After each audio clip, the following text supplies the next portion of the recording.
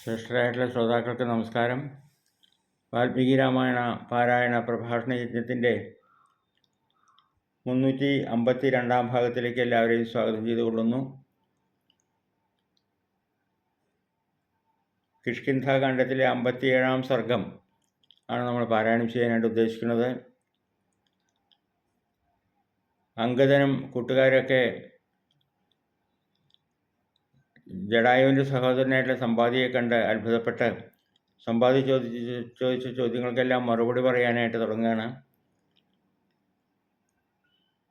ജടായുവിൻ്റെ മരണമൊക്കെ എങ്ങനെ സംഭവിച്ചു എന്നെല്ലാം അംഗദൻ പറഞ്ഞു കൊടുക്കുന്നു സമ്പാദിക്ക്.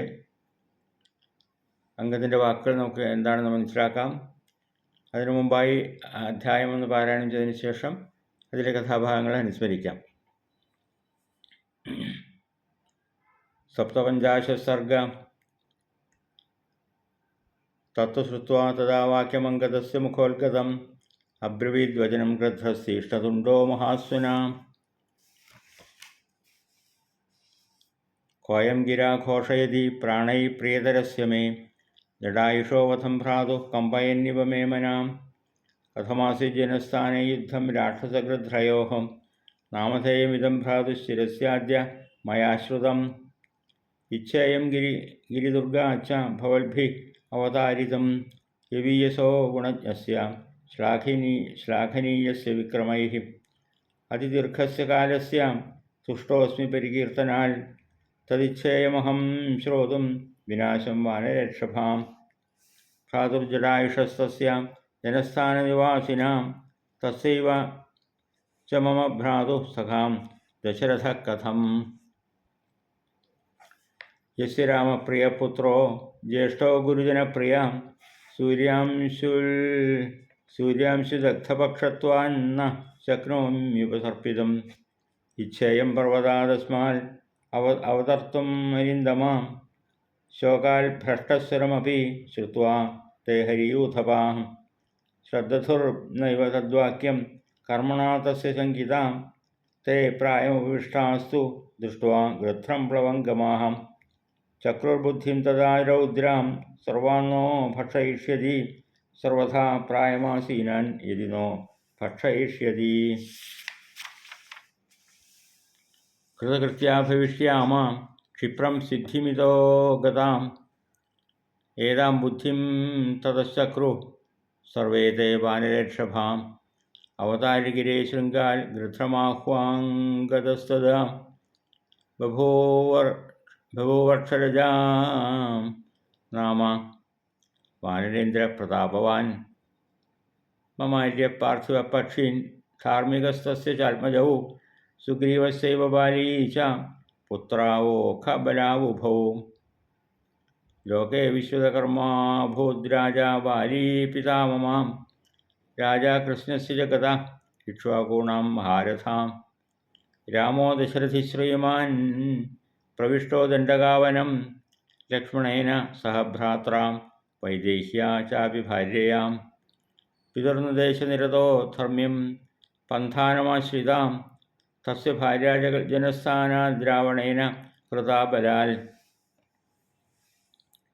രാമസ്യ പിതർമിത്രം ജടായുർനാമ ഗൃധ്രരാഡ് തദർശ സീതാം വൈദേഹീം ഹ്രിയമാണാം വിഹായസാം. രാവണം വിരഥം കൃത്വാ സ്ഥാപയിത്വാ ച മൈഥിലീം പരിശ്രാന്തസ്യ വൃദ്ധശ്ച രാവണേന ഹതോ രണേ. ഏവം ഗൃധ്രോ ഹതസ്തേന രാവണേന ബലീയസാം സംസ്കൃതശ്ചാവിരാമേണ ഗതശ്ച ഗതിമുത്തമാം.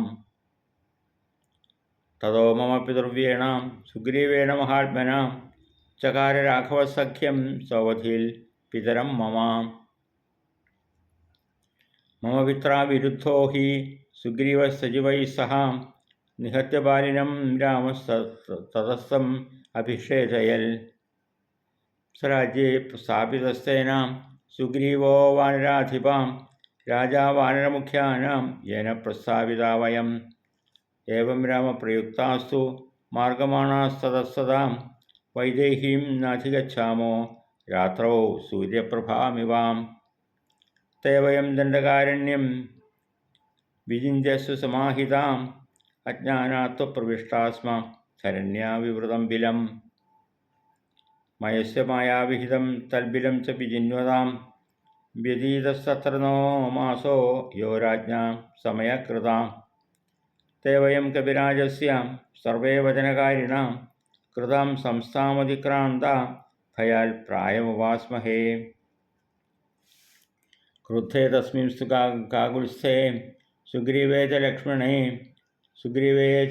ലക്ഷ്മണേ ഗതാനാമപി സർവേഷാം തത്ര നോ നാസ്തി ജീവിതം ഇത്യാശ്രേ ശ്രീമദ് രാമായണേ വാൽമീകീയേ ആദികാവ്യേ ചതുർവിംശതിസഹസ്രികായാം സംഹിതായാം കിഷ്കിന്ധാകാണ്ഡേ ജടായുർദിഷ്ടകഥനം നാമ സപ്തപഞ്ചാശത് സർഗ സർവത്ര രാമനാമസങ്കീർത്തനം രാമ രാമ രാമ രാമ രാമ രാമ രാമ രാമ.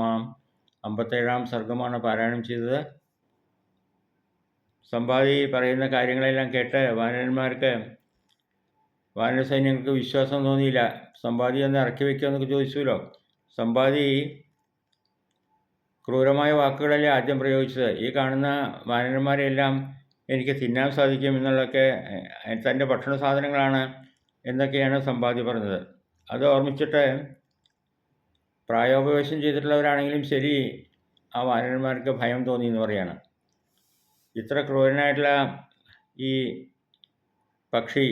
പക്ഷിരാജാവ് ഞങ്ങളെ തിന്നും എന്നൊക്കെയാണ് കേട്ടത്. എല്ലാവരും ഭയപ്പെട്ടു. വാനരന്മാർ മരിക്കാൻ തയ്യാറായിട്ട് കിടക്കുന്നവരാണെങ്കിലും ശരി, ഈ കഴുകൻ തിന്നുമെന്നൊക്കെ പറയുമ്പോൾ ഒരു ഭയമായിരുന്നു ഉള്ളിൽ.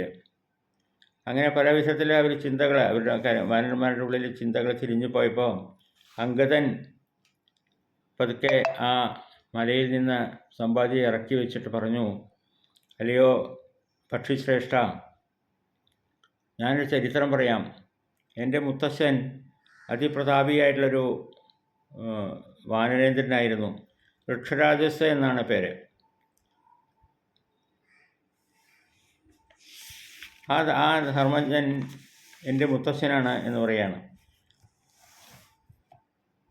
ആ മുത്തശ്ശന് 2 മക്കളായിരുന്നു, ബാലി, സുഗ്രീവൻ, 2 പുത്രന്മാർ. അമേയ ബലവാന്മാരായിരുന്നു അദ്ദേഹത്തിന് ഉണ്ടായിരുന്നത്. അവതാര ഗിരേശൃംഗാൽ ഗൃധ്രമഹാംഗതസ്തദ ബഭൂവ വൃക്ഷരാജ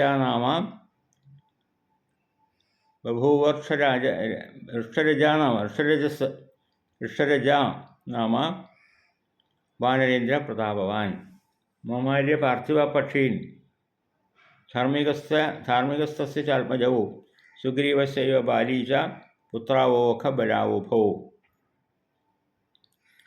അദ്ദേഹത്തിന് 2 പുത്രന്മാർ, ബലവാന്മാരായിട്ട് 2 പുത്രന്മാരുണ്ടായി. അവരാണ് ബാലിയും സുഗ്രീവനും. ആ ബാലി ലോകത്തിലെല്ലാം പാരിടത്തിലെല്ലാം പ്രസിദ്ധി നേടിയിട്ടുള്ളവനാണ്. എൻ്റെ പിതാവാണ് ബാലി എന്ന് പറയുന്ന അംഗദൻ. ലോകം മുഴുവൻ ഭരിക്കുന്ന ദശരഥ മഹാരാജാവിൻ്റെ പുത്രനായിട്ടുള്ള ശ്രീരാമൻ ദണ്ഡകാരണ്യത്തിലേക്ക് തൻ്റെ അനുജൻ ലക്ഷ്മണനോടും പത്നിയായിട്ടുള്ള സീതാദേവിയോടും കൂടി വരാനായിട്ട് ഇടവന്നു. അങ്ങനെ ദശരഥൻ്റെ വാക്കുകളെ പാലിച്ചുകൊണ്ട് ദണ്ഡകാരണ്യത്തിൽ വന്ന് താമസമാക്കിയ ശ്രീരാമചന്ദ്ര പ്രഭു അവരൊരുമിച്ച് താമസിക്കുന്ന കാലത്ത്, സീതാദേവിയോടും ലക്ഷ്മണനോടും കൂടി ഒരുമിച്ച് താമസിക്കുന്ന കാലത്ത്, രാവണൻ എന്ന പേരായിട്ടുള്ള രാക്ഷസൻ സീതാദേവിയെ ബലാൽ അപഹരിച്ചു കൊണ്ടുപോയി. ശ്രീരാമചന്ദ്രൻ്റെ അച്ഛനായിട്ടുള്ള ദശരഥൻ്റെ സുഹൃത്താണ് ജടായു.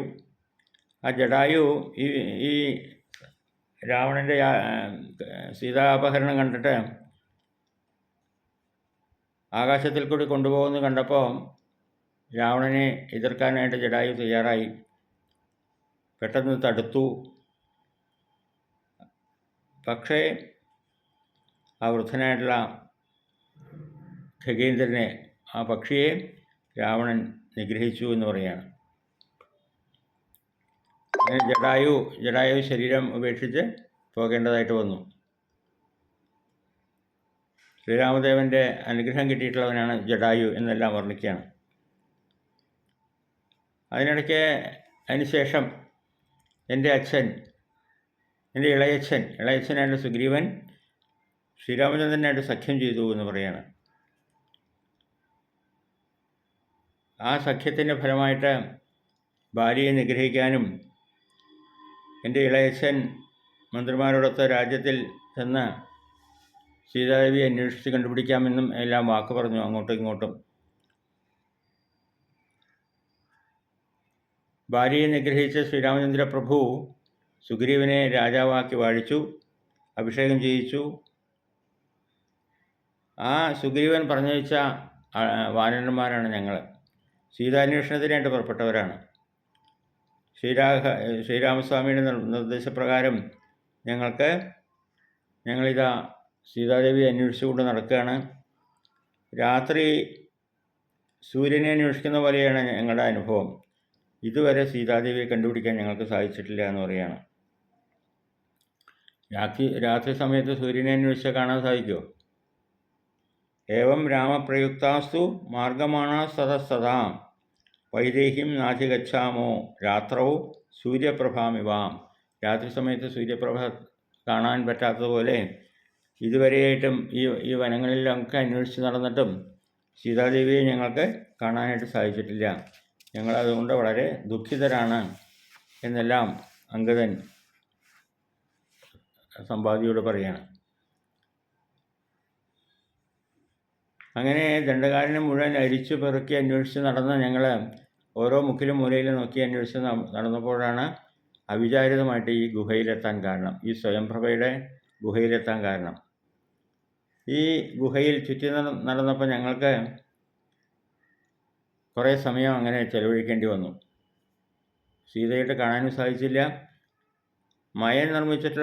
മായാനിർമ്മിതമായിട്ടുള്ള ഈ ഗുഹയിൽ ഞങ്ങളങ്ങ് ചുറ്റി നടന്നുകൊണ്ട് ഞങ്ങളുടെ സമയം കുറേ പോയി. രാജാവ് സുഗ്രീവനാണെങ്കിൽ 1 മാസത്തിനുള്ളിൽ കാര്യങ്ങളെല്ലാം നേടി തിരിച്ചു വരണമെന്നാണ് പറഞ്ഞിരിക്കുന്നത്. ആജ്ഞ, സുഗ്രീവൻ്റെ ആജ്ഞ. അത് കടുകിടയ്ക്ക് വ്യത്യാസം വരാതിരിക്കണമെന്നാണ് വ്യവസ്ഥ. ഇപ്പോൾ ഞങ്ങളുടെ സമയപരിധിയെല്ലാം അതിക്രമിച്ചിരിക്കുന്നു. ഞങ്ങൾക്ക് തിരിച്ചു പോകാൻ വയ്യാത്തൊരവസ്ഥയായി. സുഗ്രീവൻ്റെ വ്യവസ്ഥ ലംഘിച്ച് ഞങ്ങൾ നാട്ടിലേക്ക് ചെന്നാൽ ഞങ്ങളെ കൊല്ലുമെന്നുള്ള കാര്യത്തിൽ യാതൊരു സംശയവുമില്ല. അതുകൊണ്ട് ഞങ്ങൾ ഇവിടെ തന്നെ കിടന്നുകൊണ്ട് പ്രായോപവേശം ചെയ്യാനായിട്ട് തീരുമാനിച്ചിരിക്കുകയാണ്. രാമലക്ഷ്മണന്മാരുടെ കോപവും സുഗ്രീവൻ്റെ കോപവും ഒന്നും സഹിക്കാൻ ഞങ്ങളെക്കൊണ്ട് സാധിക്കില്ല. അവർ കോപിച്ചു കഴിഞ്ഞാൽ പിന്നെ ഒരു രക്ഷയും ഞങ്ങൾക്കില്ല എന്നർത്ഥം. ഞങ്ങളുടെ ജീവിതം അവസാനിക്കാൻ വേറെ വഴിയൊന്നും വേണ്ട. ആ ഒരു അവസ്ഥയിലാണ് ഞങ്ങളിപ്പോൾ കിടക്കുന്നത്. അതുകൊണ്ട് ഞങ്ങൾക്ക് നാട്ടിലേക്ക് കിഷ്കിന്ധയിലേക്ക് തിരിച്ചു പോകാനും സാധിക്കില്ല. എന്നാൽ മനസ്സോട് ഇവിടെ ശരീരം ഉപേക്ഷിക്കേണ്ടതായിട്ട് വരുന്നു. അങ്ങനെയൊരു സന്ദിഗ്ധ ഘട്ടത്തിലാണ് ഞങ്ങളിപ്പോൾ എന്നെല്ലാം ഈ വാനരന്മാർ, അംഗദൻ്റെ നേതൃത്വത്തിലെ വാനരന്മാർ സമ്പാദിയോട് പറയുകയാണ് തൻ്റെ ചരിത്രമൊക്കെ. ഇതെല്ലാം കേട്ട് സമ്പാദി കാര്യങ്ങളെല്ലാം മനസ്സിലാക്കുന്നു. ശ്രീരാമസ്വാമിയുടെ ആവശ്യമാണ് സീതയെ കണ്ടുപിടിക്കുക എന്നുള്ളതെന്ന് മനസ്സിലാക്കിയ സമ്പാദിക്കും ദശരഥ മഹാരാജാവിനോടൊക്കെ ഒരു കടപ്പാടുണ്ട്. ആ കടപ്പാടിൻ്റെയൊക്കെ വെളിച്ചത്തിൽ താനും അതിനെ ശ്രമിക്കണമെന്ന് തീരുമാനിച്ചു സമ്പാദി. എന്നിട്ട് സീതാദേവി എവിടെയാണ് ഉള്ളത് എന്നുള്ളതിനെപ്പറ്റി ചില സൂചനകളെല്ലാം നൽകുകയാണ് സമ്പാദി. അത്തരം കാര്യങ്ങൾ സമ്പാദിയുടെ വാക്കുകളും സീതയുടെ സ്ഥാനം എവിടെയാണ് എന്ന് കാണിച്ചു കൊടുക്കുന്നതുമൊക്കെ ആയിട്ടുള്ള ഭാഗങ്ങൾ ഒക്കെ വർണ്ണിക്കുന്നു. അടുത്ത സർഗത്തിൽ 58ാം സർഗം പാരായണം ചെയ്യുമ്പോൾ നമുക്കതെല്ലാം കേൾക്കാനായിട്ട് സാധിക്കട്ടെ. എല്ലാ വാക്കുകളും ശ്രീരാമചന്ദ്ര പ്രഭുവിൻ്റെ പാദങ്ങൾ സമർപ്പിക്കണം. എല്ലാവർക്കും നന്മ നേർന്നുകൊള്ളുന്നു. സർവത്ര രാമനാമ സങ്കീർത്തനം. രാമ രാമ രാമ രാമ രാമ രാമ രാമ രാമ.